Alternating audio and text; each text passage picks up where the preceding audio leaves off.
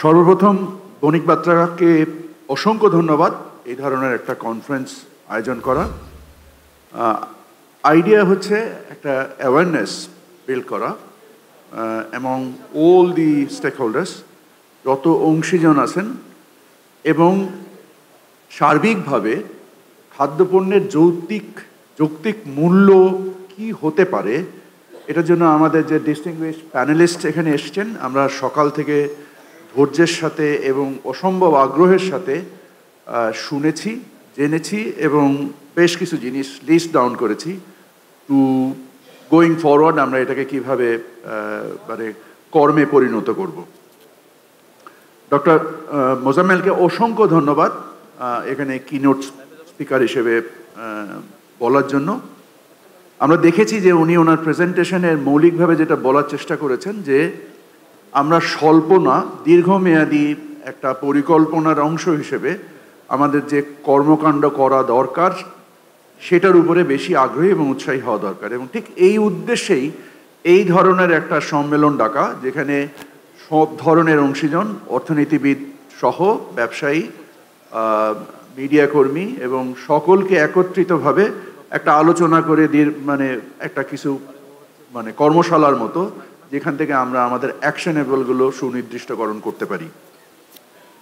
উনি ওনার গবেষণায় দেখিয়েছেন যে আমরা বিগত 15 বছর একটা স্থিতিশীল 6% মূল্যস্ফীতির একটা ডেটা আমরা দেখেছি। আসলে শুধু 6% এরকম একটা ফিকটিশিয়াস নাম্বার যে দেখেছি তা না, আমরা আমাদের সকল ক্ষেত্রেই আমাদের জিডিপির আকার, আমাদের ব্যাংকের ইন্টারেস্ট রেট 6%, মানে ডিপোজিট রেট 9%, ইন্টারেস্ট রেট, আমাদের মানে যত কিছু, আমাদের কর জিডিপি অনুপাত, আমাদের মানে ঋণ জিডিপি অনুপাত, আমাদের এমনকি এক্সচেঞ্জ রেট, আমরা অনেক দিন যাবৎ আর্টিফিশিয়ালি এটাকে ধরে রেখেছি।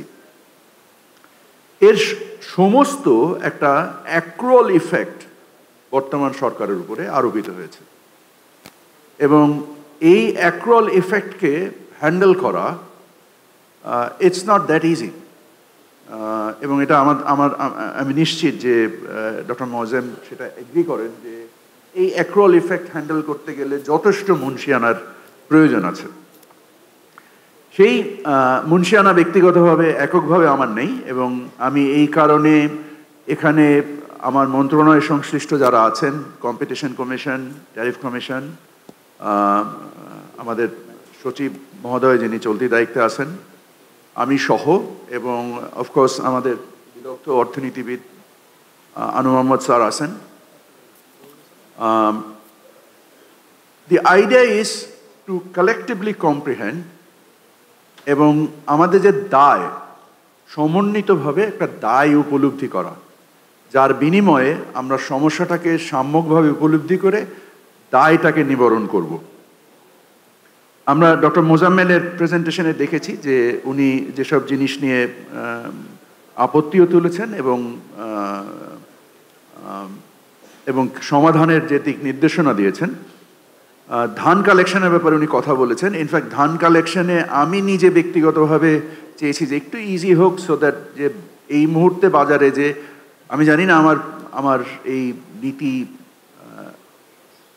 মানে কাজ করবে কিনা, বাট আমার চিন্তা হচ্ছে যে স্থানীয় বাজারে যেন সরবরাহ বৃদ্ধি পায়, যেন সরকারি সংগ্রহটা একটুখানি স্লো করা, এবং সরকারি সংগ্রহটাকে আমি আমদানির উপরে নির্ভরশীল করতে চাই, যার ফলে স্থানীয় বাজারে চাপ কমে আসে। এটা একটা পার্ট অফ দ্য স্ট্র্যাটেজি। এবং অ্যাট দ্য সেম টাইম আমরা দেখেছি যে উনি যে একটা ইন্ডিকেশন দিয়েছেন যে 12 layer of price ecosystem on the rice, এই 12 লেয়ারটা অফকোর্স আমি ওনার সাথে বসতে চাই, বুঝতে চাই, এবং ওনাকে আমি বলেছি যে ওনার আমন্ত্রণের অপেক্ষায় আছি। আমি নিজেই ওনার দপ্তরে যাব এবং যে ওনার টিমের সাথে বুঝে আমরা আমাদের কর্মসমষ্টি নির্দিষ্ট করব।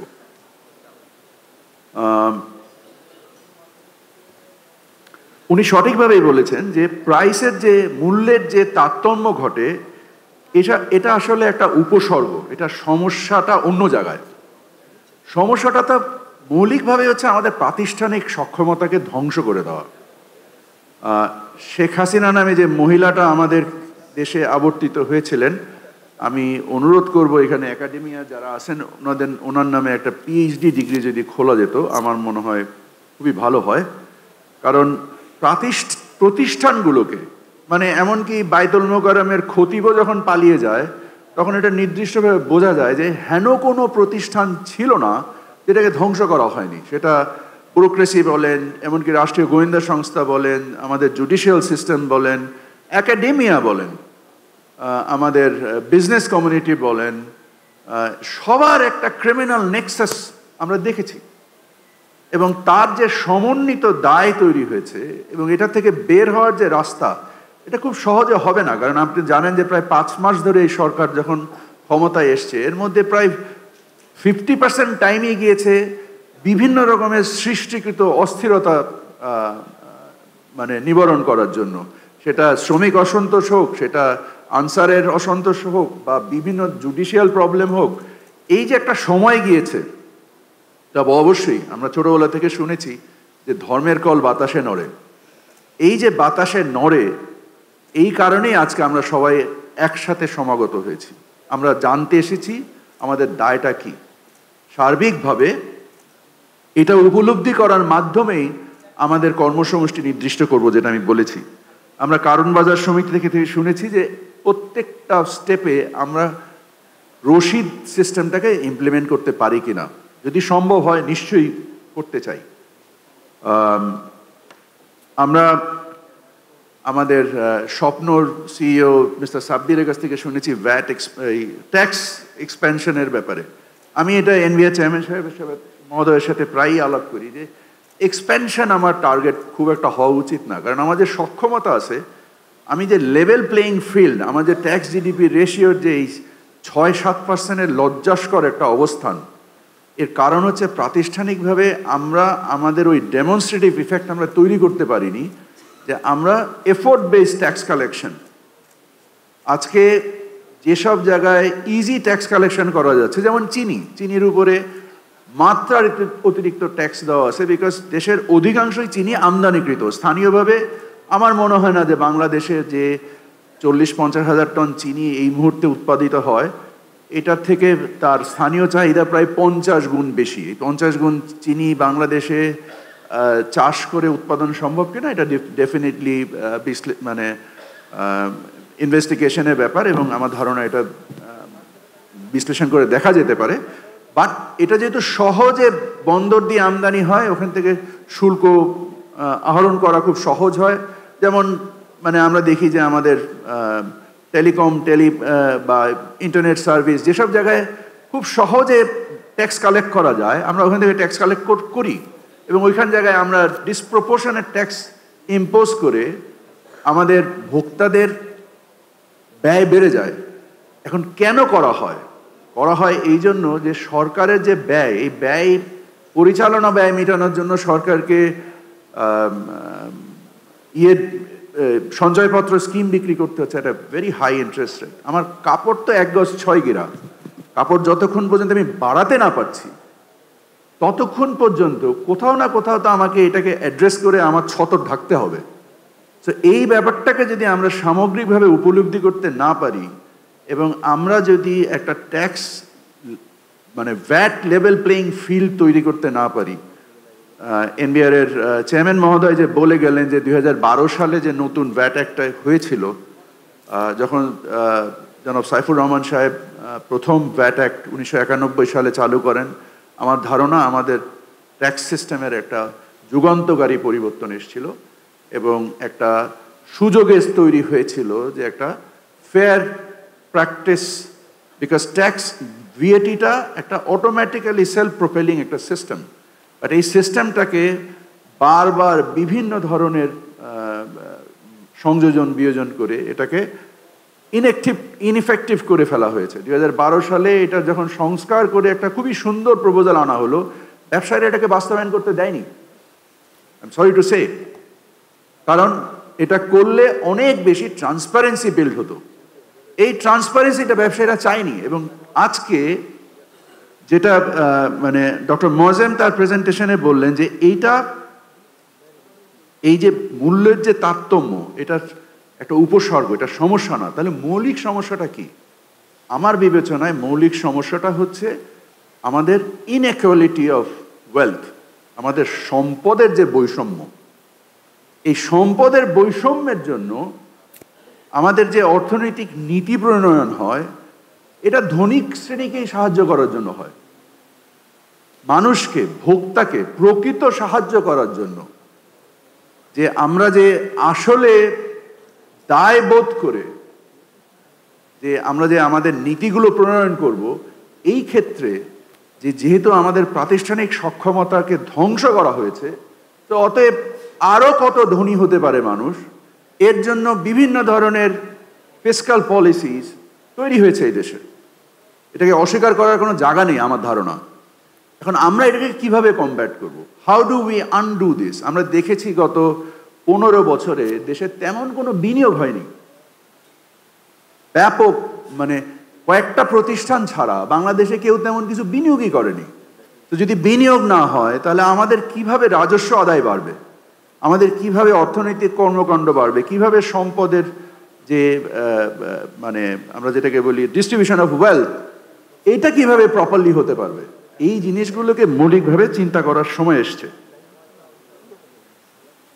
সো আমার কাছে মনে হয় যে ট্যাক্স নেট এক্সপ্যানশনের থেকে ট্যাক্স জাস্টিস ক্রিয়েট করা এবং ট্যাক্স কালেকশনের ক্ষেত্রে একটা লেভেল প্লেইং ফিল্ড তৈরি করা, এবং যারা ব্যবসায়ীরা, আমি যেটা সবসময় বলি যে সেক্টরে স্পেসিফিক অ্যাপ্রোচ নিয়ে, যে একটা বিচ্ছিন্ন তৎপরতা না চালিয়ে আমরা যদি একেবারে সেক্টর ভিত্তিক অ্যাপ্রোচ নিই এবং একটা ইউনিফর্মিটি তৈরি করতে পারি, আমি নিশ্চিত যে বর্তমান ভ্যাট থেকে অনেক বেশি ভ্যাট অর্জন করা সম্ভব। এবং ভ্যাট অর্জন করতে পারলেই ট্যাক্স তৈরি হবে, কারণ ব্যবসা যখন ভ্যাট ফাঁকি দেয়, তখন স্বাভাবিকভাবে সে চাইলেও ট্যাক্স দিতে পারে না, কারণ তার তো ব্যবসায় কোনো লাভ নাই, সে ট্যাক্স কোথা থেকে দিবে?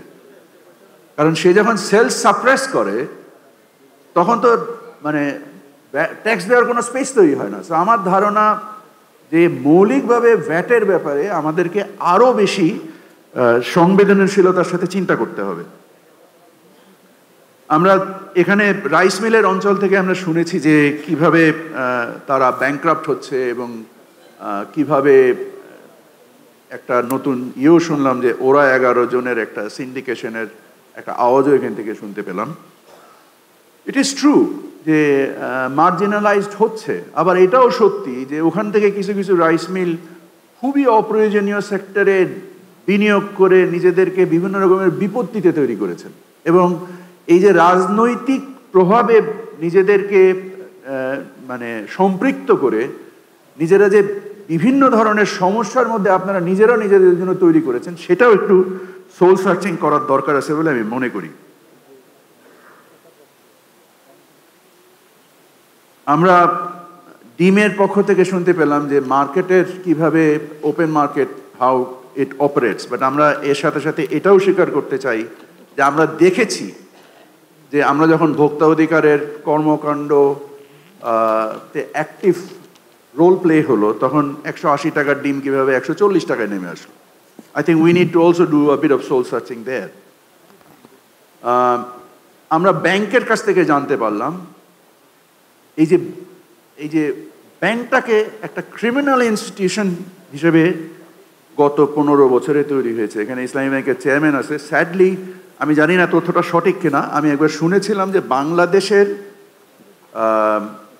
নিচের থেকে 40টা ব্যাংক যোগ করলে যত বড় হয়, ইসলামী ব্যাংক একা তত বড়। বাট আমার কথাটা সত্য না হলেও ইসলামী ব্যাংক একটা বিশাল ব্যাংক। কিভাবে এই ব্যাংকটাকে ধ্বংস করা হয়েছে? আমি একজন সাবেক ব্যবসায়ী হিসেবে বলতে পারি যে আমি ইসলামী ব্যাংকের একজন ক্লায়েন্ট ছিলাম। The day Islami bank goat মানে টেকেন ওভার, আমি মনে হয় 15-20 দিনের মধ্যে ইসলামী ব্যাংক থেকে সব কিছু দিয়ে থুয়ে খোদা হাফেজ, আল্লাহ, আসসালামু আলাইকুম বলে বেরিয়ে চলে এসেছিলাম।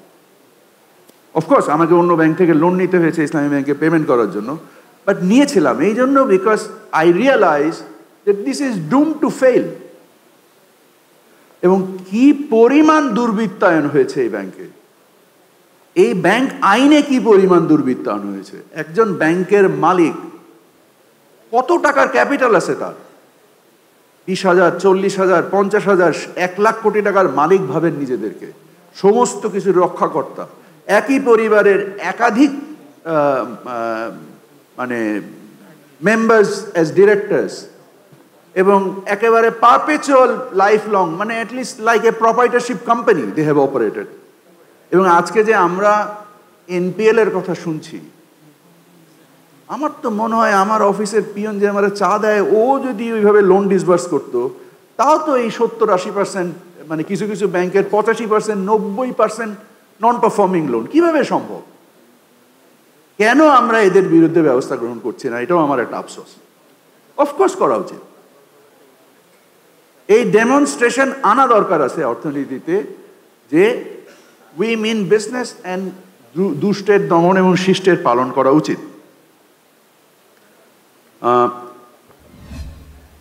আমরা মানে আজকের আমার এখানে আসার আরেকটা উদ্দেশ্য হচ্ছে যে টিসিবি কেন্দ্রিক যে অপারেশন, সেটা সম্বন্ধে আপনাদেরকে একটু অবহিত করতে চাই।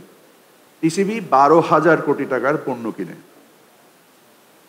তার মানে বেশ বড় একটা ব্যবসায়িক প্রতিষ্ঠান বলতে পারি। টিসিবির সাথে ব্যবসা করলে টিসিবিকে একটা প্রতিষ্ঠান হিসেবে কিভাবে ধ্বংস করা হয়েছে। মাত্র 142 জন লোকবল এই 12,000 কোটি টাকার একটা অপারেশন অপারেট করে। এটা খুবই দুঃখজনক একটা বিষয়। বাট তারপরে আপনাদেরকে বলছি যে টিসিবিতে যারা ব্যবসা করেন, খুবই অল্প কিছু লোক টিসিবিতে ব্যবসা করেন, যারা এই ডিপিএমে পার্টিসিপেট করেন বা আপনার ওটিএমে পার্টিসিপেট করেন, ওপেন টেন্ডার মেথড এবং ডাইরেক্ট টেন্ডার মেথড, যারা পার্টিসিপেট করেন খুবই লিমিটেড সংখ্যক। আজকে যারা ব্যবসায়ীরা আছেন, আমি আপনাদেরকে অনুরোধ করব, দয়া করে পার্টিসিপেট করেন, অংশগ্রহণ করেন। এবং এই অংশগ্রহণ করার মাধ্যমে প্রথম কথা হচ্ছে আপনাদের সব হবে, কারণ টিসিবি ভতুর্কি মূল্যে বাজারে পণ্য বিক্রি করে। তো আপনারা জনগণকে, প্রান্তিক জনগণকে সাহায্য করবেন। দ্বিতীয় হচ্ছে আপনাদের অংশগ্রহণকে সহায়ক করার জন্য আমি টিসিবির পণ্যের যে টেন্ডারের সাইজ, এটাকে ছোট করে দেব, যেন অধিক সংখ্যক ব্যবসায়ী এটাতে অংশগ্রহণ করতে পারে। সেকেন্ড, আপনাদের পেমেন্টের ব্যাপারে টিসিবির চেয়ারম্যান সাহেব বলে গিয়েছেন, this is guaranteed by state, so be assured যে আপনারা এই পেমেন্টটা পাবেন। আপনারা জানেন যে প্রান্তিক জনগোষ্ঠী, প্রায় 1 কোটি জনগোষ্ঠীকে টিসিবি খাদ্য সরবরাহ করে আপাতত সামাজিক নিরাপত্তা কর্মসূচির আন্ডারে। আপাতত শুনতে ভালোই লাগে, বাট এই প্রান্তিক জনগোষ্ঠী, আমার ধারণা যে প্রতি বছর যে আমাদের এটার মধ্যে যে মানে সংযোজিত হচ্ছে নতুন করে, এই যে মানে সম্পদের যে অসম বন্টন, এই বন্টনের ফলে টিসিবির উপকারভোগীর সংখ্যা আস্তে আস্তে বাড়তে থাকবে। রাষ্ট্র দায় নিয়ে এদেরকে বিভিন্নভাবে ভতুর্কি মূল্যে পণ্য দিবে, নাকি না রাষ্ট্র এদেরকে গ্র্যাজুয়েট করে এই প্রান্তিক জনগোষ্ঠী থেকে বের করবে? এই নীতি আরো বেশি জরুরি। দুঃখজনকভাবে এই জায়গায় যেভাবে ক্রিমিনালাইজেশন হয়েছে, এখানে ডিলার থেকে শুরু করে, প্রকিউরমেন্ট থেকে শুরু করে, এর উপকারভোগী 1 কোটি উপকারভোগীকে আমরা যখন সিম্পল কিছু ডেটা কারেকশন করে দেখেছি, যেটা 57 লাখে নেমে এসছে, খুবই সিম্পল। এটাকে যখন আমি নেক্সট লেভেল ফিল্টার করতে যাব, আমার ধারণা এটা আরো 20-25 লাখ কমে যাবে। কোয়েশ্চেন হচ্ছে, এগুলা সবই এই যে দুর্বৃত্তায়ন হয়েছে। উপকারভোগীর বাড়িতে আমি ঘরে ঘরে গিয়েছি, আমি নিজে যে জিজ্ঞেস করছি যে আপনার যদি কার্ডটাকে কেটে দেওয়া হয় তাহলে কি সমস্যা হবে? বললো আল্লাহর রহমতে হবে না। মানে এর মানেটা কি? কেন দেওয়া হয়েছে কার্ডটাকে? একই বাড়িতে 2টা কার্ড, 3টা কার্ড, মানে একই পরিবার, ভিন্ন ভিন্ন দালান বাড়িতে থাকছে, 2 তলা দালান বাড়ি, স্টিল টিসিবি কার্ড আছে। এগুলো এখনো আমরা হাত দিইনি, বাট সামনে দিব।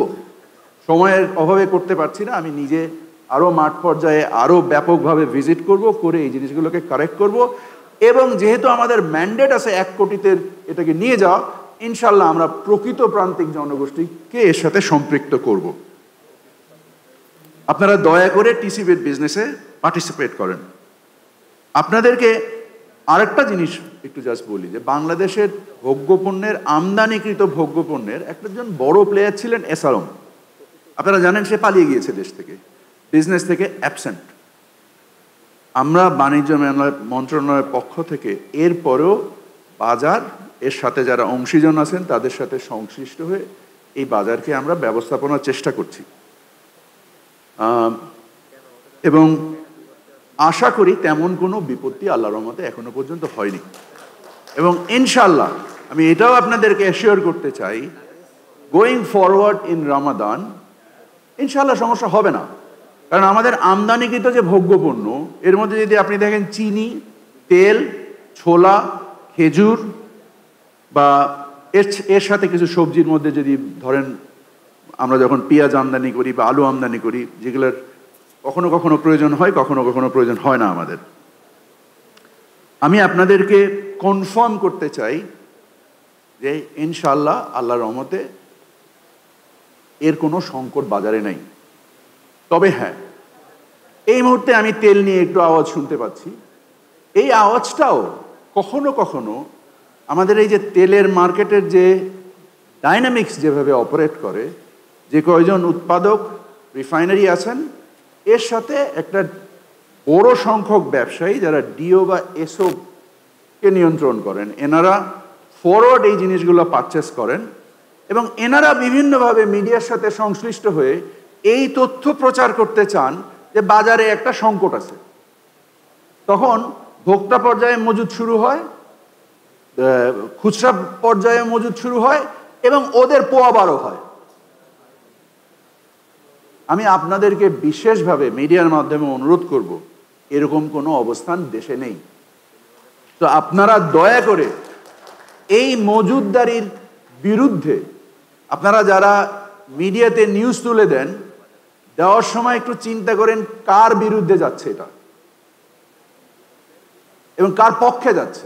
ওই মজুদদারের পক্ষে আপনি নিউজ করছেন কিনা এবং ভোক্তার বিপক্ষে নিউজ যাচ্ছে কিনা। সরকার বেকায়দায় পড়তে পারে, অসুবিধা নেই, ওকে, আমার চাকরি কয়দিনের, খুব বেশি দিনের তো না। বাট দ্য প্রবলেম ইজ এই যে ইনস্টিটিউশনাল যে ফেলিয়ারটা হয়েছে দেশে, যার মধ্যে ভোক্তাকে ট্যাক্সিং করার যে একটা দুর্বৃত্তপরায়ণ একটা যে কালচার তৈরি হয়েছে, সেখান থেকে আমাদেরকে সেলফ রিকনসিলেশনের একটা টাইম এসছে বলে আমি মনে করি। এবং আমি আন্তর্জাতিক বাজারে বিভিন্ন পণ্যের যে দাম দেখছি, আমার হিসাবে তো দাম কমার কথা, বাড়ার কোনো কারণ আমি দেখি না, কোনো কারণ দেখি না। আশা করি আল্লাহর রহমতে আল্লাহ বরকত দেবেন আমাদের কর্মকাণ্ডে এবং আমরা উপযুক্ত মূল্যে, আমরা চাই না বাজার নিয়ন্ত্রণ করা আমার আগ্রহ না, তারপরেও আমরা এখানে আমাদের কম্পিটিশন কমিশন এসছে এবং রাইটলি বলেছেন যে এই কম্পিটিশন কমিশন বিগত বছরগুলোতে কিছুই করেনি। তো আমরা যখন এই কমিশনকে রিকমিশন করি, first thing I had a meeting with the chairman এবং আমি ওনাকে বলেছি যে আপনার প্রয়োজনীয় আইনগত সংস্কারের প্রস্তাবগুলো দ্রুত নিয়ে আসেন। আপনার commission is subordinated to the commerce ministry. আমি বলেছি এই সাবঅর্ডিনেশন আমি রাখতে চাই না, আমি আমার এই ক্ষমতা রাখতে চাই না। আপনি একটা কমিশন, আপনি ইন্ডিপেন্ডেন্টলি অপারেট করবেন। তো the members and the chairman of the commission, they will be given enough nails and tooth to come and exercise their right on representing the consumers. ভোক্তাদের প্রতিনিধি হিসাবে বাজারে যে কোনো ধরনের প্রতিযোগী বিরোধী কোনো কর্মকাণ্ডকে ওনারা সত্যিকারভাবে, ওনাদের মধ্যে যেটা দাবি এসছে যে ওনাদের মধ্যে ইকোনমিক্স অ্যানালিস্ট আছে কিনা, অবশ্যই আছেন। ওনাদের মধ্যে আইন বিশেষজ্ঞ আছেন কিনা, অবশ্যই আছেন এবং খুব ভালো উন্নত মানের আছেন। তো আমি বলবো যে বাজারের সঠিকতা, সঠিক প্র্যাকটিসেস ইমপ্লিমেন্ট করার জন্য ভোক্তা অধিকার আছে, কম্পিটিশন কমিশন আছে, ব্যবসায়ী পরিসর বৃদ্ধি করার জন্য আমরা আমাদের টিসিবি আছেন। সর্বোপরি বাজারকে ভোক্তার জন্য সহনীয় করার জন্য আমাদের ট্যারিফ কমিশন এবং এনবিআর তারা যে হাতে হাত রেখে কাজ করেছেন, আমি অসংখ্য ধন্যবাদ দিই ওনাদেরকে, যে মানে খুবই সুন্দরভাবে ডেটা অ্যানালিসিস করে এবং এনবিআর যত দ্রুততার সাথে এই ট্যারিফের অ্যাডজাস্টমেন্টগুলো করেছেন, যার বিনিময়ে ভোক্তাদের উপযুক্ত মূল্যে পণ্য পাওয়া সম্ভব হয়েছে। তো I think a big hand to the NBR and the Tariff Commission for their support.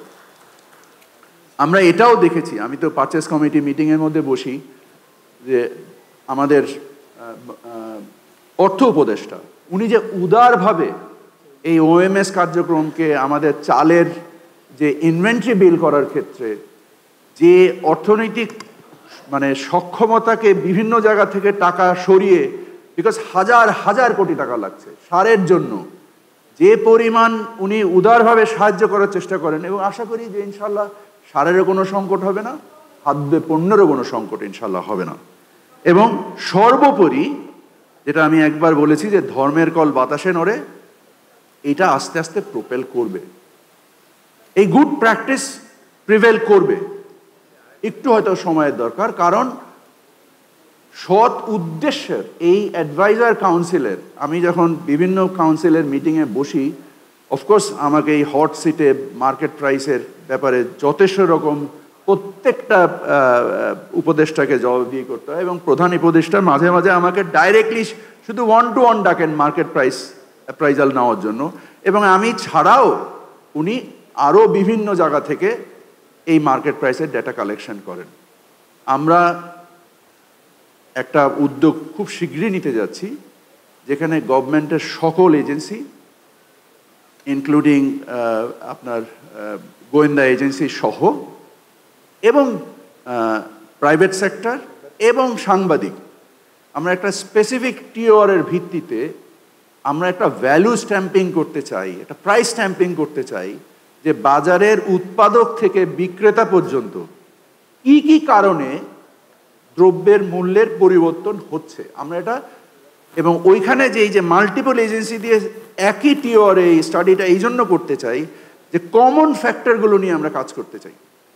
কারণ আমি দেখি বিভিন্ন সময় অতি সরলীকরণকৃত একটা কনক্লুশন, অথবা যেখানে একটা ডাইনি খোঁজা হয় যে না চাঁদাবাজির জন্য এই জিনিসটা হচ্ছে বা এইটার জন্য এটা হচ্ছে না, বুঝতে চাই যদি চাঁদাবাজির জন্য হয়ে থাকে তাহলে আমরা জানতে চাই ঠিক কোন জায়গায় চাঁদাবাজি হচ্ছে, কত টাকা চাঁদাবাজি হচ্ছে। খুবই সরলীকরণকৃত সমস্যার সমাধান করাটা মানে আমি মনে করি না যে ঠিক, আনলেস আমরা রিসার্চ বেসড, অনুসন্ধান বেসড, তথ্যভিত্তিক মানে আমরা সমস্যাটা জানবো নিজেদেরকে, এবং আমরা ওখান থেকে আমাদের কর্মসমষ্টি নির্ধারণ করব।